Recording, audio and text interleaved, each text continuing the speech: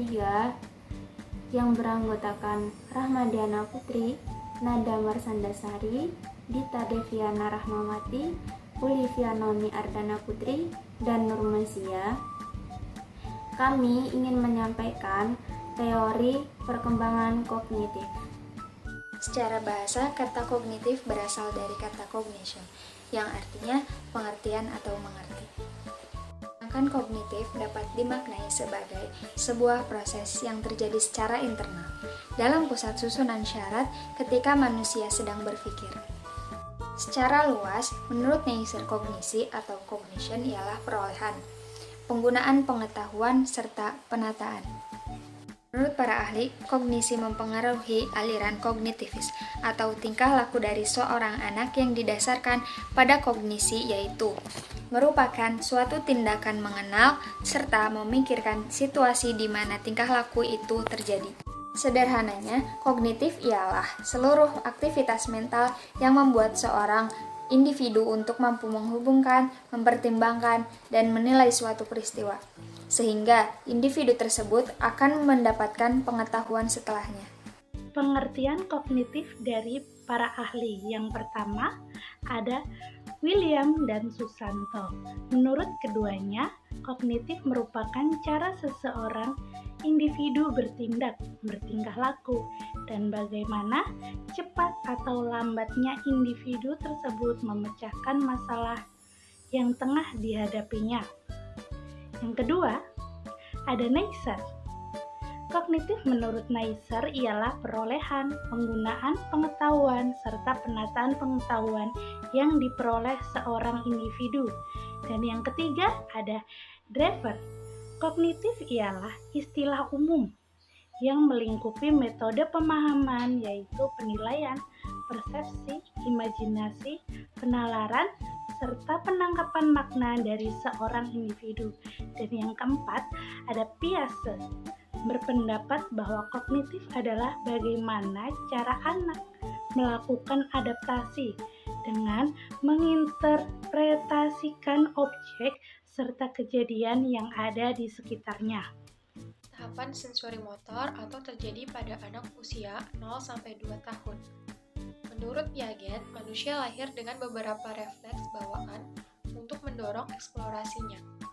Skema mulainya dibentuk dengan melalui proses diferensiasi refleks bawaan. Tahapan sensori motor merupakan tahap pertama yang menandai perkembangan kemampuan serta pemahaman spasial.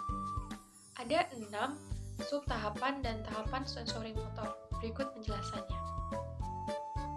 Yang pertama, tahapan skema refleks. Subtahapan skema ini muncul ketika lahir hingga usia 6 minggu serta memiliki hubungan utama dengan refleks. Subtahapan fase reaksi sirkular primer. Skema ini dimulai sejak usia 6 minggu hingga 4 bulan dan memiliki hubungan utama dengan munculnya kebiasaan. Kemudian, subtahapan fase reaksi sirkular sekunder muncul ketika manusia telah berada di antara usia 4 hingga 9 bulan dan memiliki hubungan utama dengan koordinasi antara pemaknaan serta penglihatan. Kemudian, subtahapan koordinasi reaksi sirkular sekunder muncul sejak usia 9 hingga 12 bulan ketika perkembangan kemampuan ini melihat suatu objek seperti hal yang permanen meski terlihat berbeda apalagi dilihat dari sudut yang berbeda, disebut sebagai permanensi objek. Subtahapan fase reaksi sirkular tersier muncul sejak usia 12 hingga 18 bulan serta memiliki hubungan utama dengan penemuan cara baru demi mencapai tujuan. Kemudian subtahapan awal representasi simbolik memiliki hubungan utama dengan tahapan awal dari kreativitas. Kemudian B, tahapan praoperasional atau terjadi pada usia 2-7 tahun. Dalam tahapan kedua, perkembangan kognitif terjadi pada seseorang anak dengan rentang usia antara 2 hingga 7 tahun. Piaget berpendapat bahwa dalam tahapan perkembangan kognitif yang kedua ini muncul fungsi psikologis. Anak yang masuk pada tahapan peroperasional akan memiliki kemampuan berpikir secara simbolik dan lebih berkembang, memiliki kemampuan berpikir non-logis, sifat intuitif, egosentris, animisme, kemampuan berbahas yang lebih matang, dan kemampuan imajinasi yang kuat, serta memiliki kemampuan memori yang lebih kuat. Tahapan operasional konkret. Tahapan operasional konkret berada di usia 7 sampai dengan 11 tahun. Menurut Jean Piaget adalah tahapan operasional konkret merupakan fase di mana anak-anak sudah mulai berpikir logis terhadap sesuatu yang nyata. Kesulitan dari fase ini yaitu ketika anak-anak dihadapkan dengan suatu permasalahan yang abstrak dan tidak nyata ataupun tidak ada objeknya, maka mereka akan mengalami kesulitan dalam menyelesaikannya, bahkan tidak bisa menyelesaikan masalah tersebut. Yang kedua, adanya konsep scaffolding. Konsep scaffolding ini menekankan dukungan tahap demi tahap belajar dan pemecahan masalah sebagai suatu hal penting dalam pemikiran konservatif yang modern. Konsep scaffolding adalah bantuan atau support kepada seorang anak dari seseorang yang lebih dewasa atau yang lebih kompeten dengan maksud agar si anak mampu mengerjakan tugas-tugas atau soal-soal yang lebih rumit dari tingkat kognitif, kemampuan aktualnya, dan juga kemampuan anak yang bersangkutan.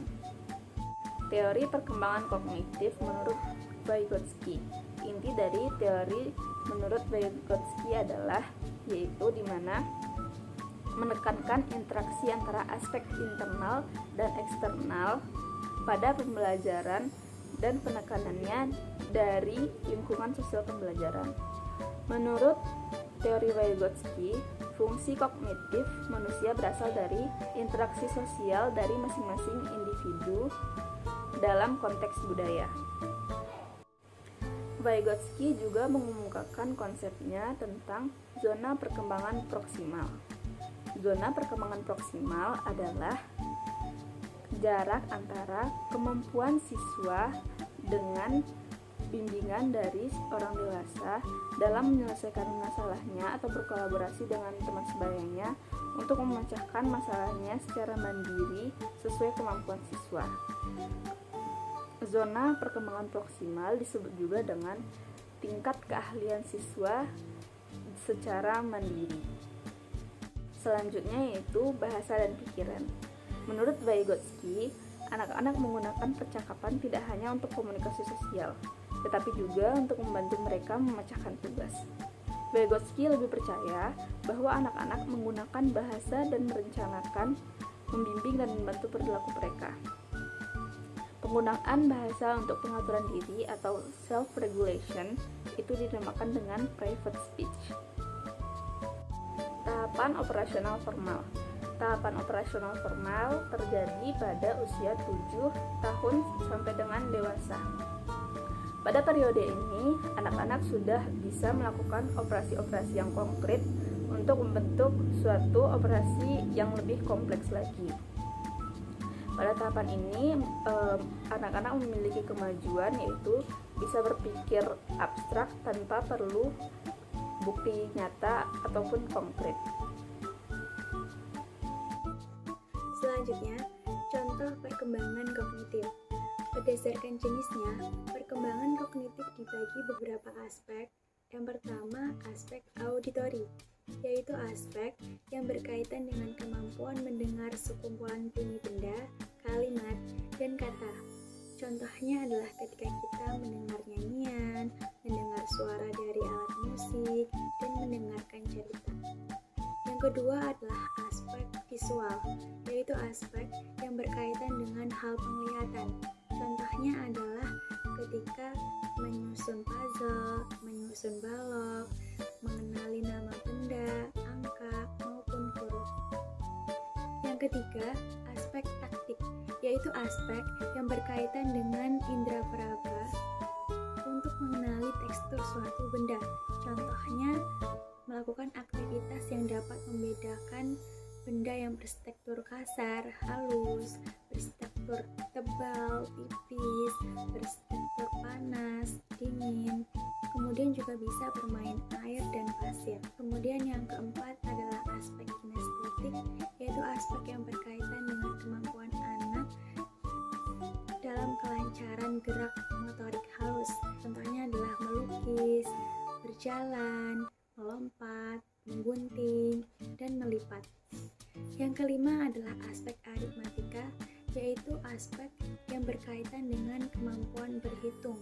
Contohnya adalah ketika menghitung benda, mengumpulkan benda sesuai jumlah dari angka, melakukan operasi hitung matematika seperti penjumlahan, pengurangan, pembagian, dan perkalian.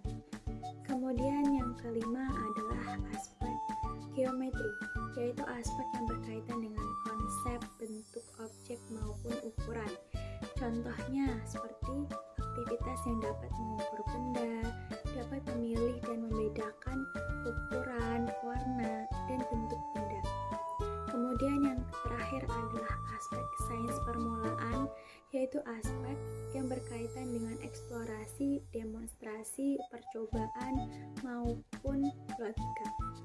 Contohnya seperti melakukan aktivitas, menjalankan percobaan fisika yang sederhana, eksplorasi dari berbagai benda yang ada di lingkungan sekitar, serta diskusi mengenai objek maupun fenomena tertentu. Cukup sekian dari kami, kurang lebihnya mohon maaf. Wassalamualaikum warahmatullahi wabarakatuh.